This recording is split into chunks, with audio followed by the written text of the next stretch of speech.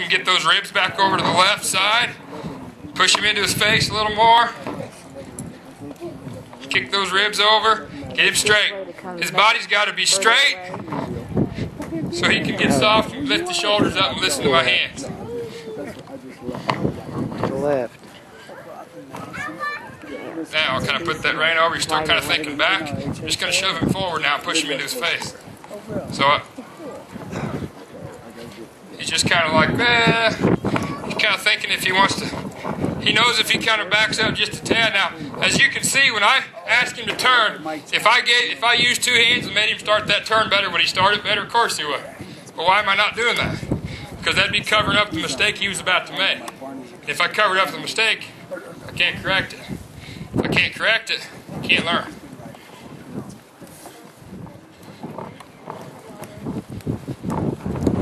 Good. That's a little better. He just kind of stayed in frame a little better, and I'll just push him into his face.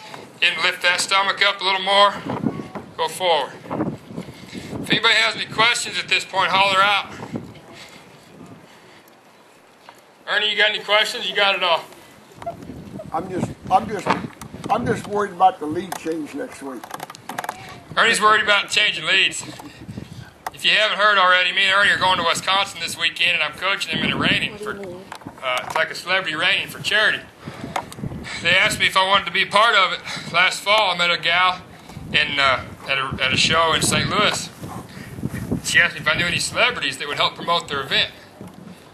So I thought about it. I thought, you know, I called her back and I said, you know what, Shar? I got a guy that I think will work out really good. He's not a sports hero and he's far from a supermodel, but he will promote your event more than anybody I know. And you take all them celebrities you're going to have at that thing and you put them all together and all the people they're going to bring, this guy will bring twice that many, I promise you. She goes, okay, who is it? And I told her, she said, well, that's great. We've already been talking to them and seeing if he was going to come up anyway, so that's what we did. But anyway, Ernie's going to be riding Barney in Wisconsin this week, showing him in this celebrity event for charity. And I'm going to be coaching him. And he's worried about lead changes. And he's been down riding with his buddy Brent Wright, who can teach an elephant to change leads. So I think he's going to be okay. He just needs to quit worrying about it so much and go out there and do it. Well, they let you look over the shoulder, make sure you're in the right one. Do what? Yeah. Okay. Don't be looking and seeing if you're in the right lead, Ernie. I won't. I'm going to go to the right now.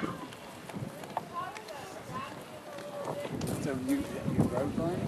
No, She asked me if I'd explain a little more when I talked about trapping him a little bit.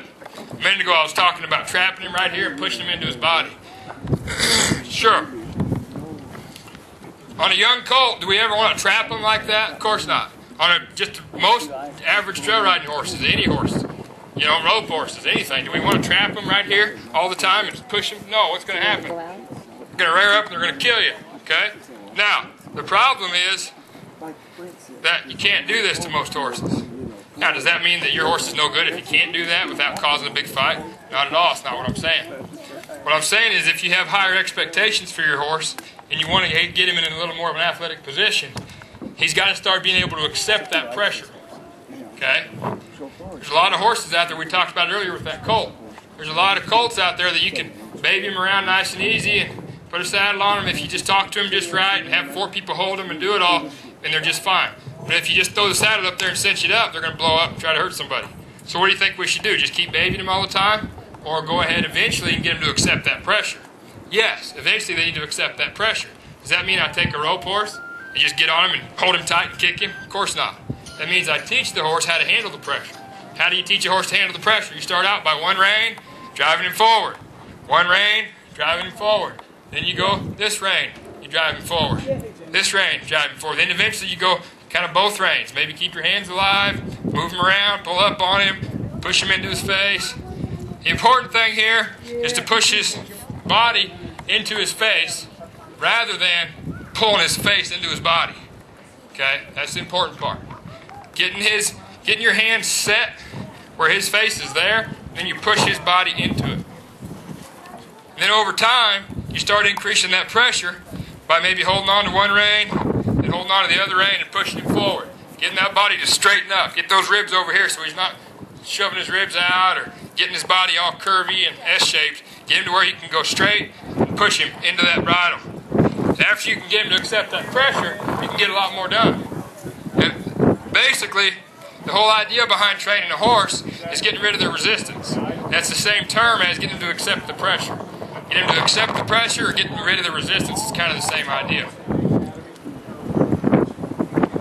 406. Does that kind of answer your question a little bit, Rachel? Yeah?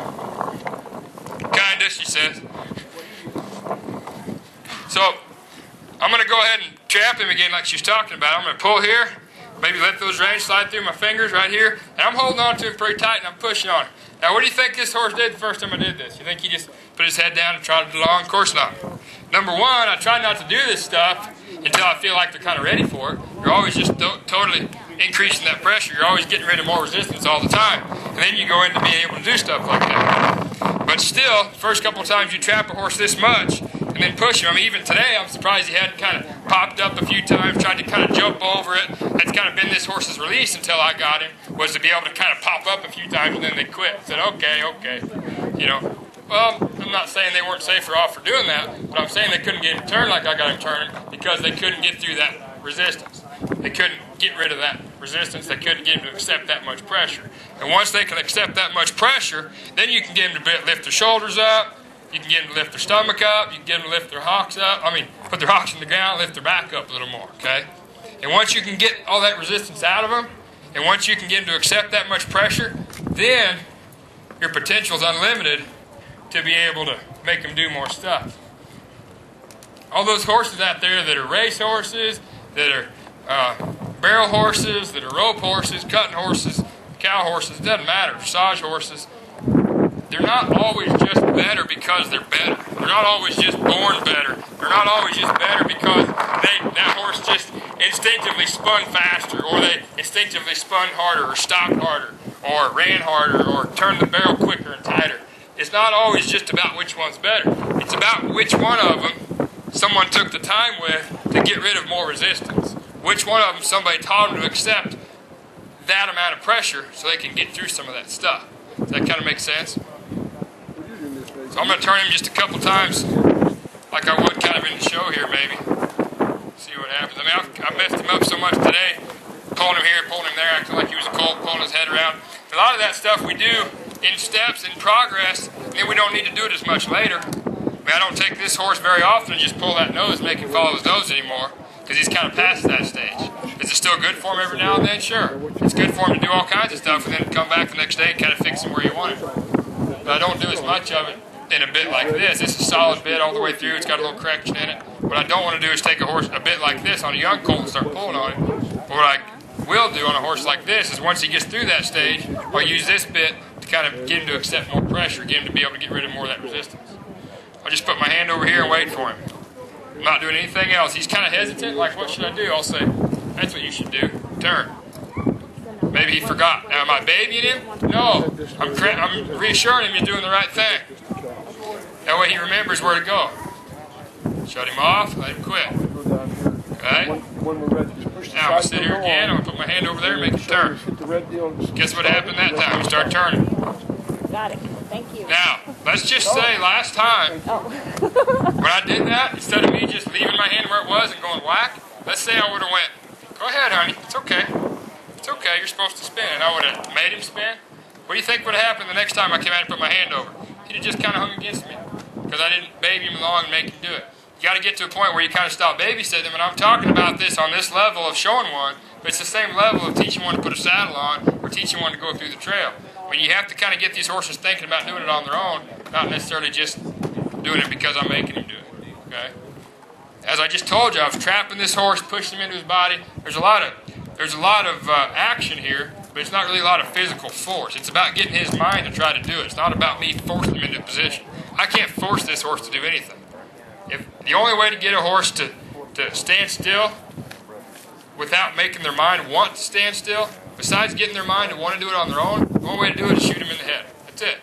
You can't tie a horse up with 100 different ropes and make him stand here on a consistent basis, make him do it again. You have to make him want to do it. You have to make him want to do this stuff. You have to make him want to go away from that nectarine. You have to make him want to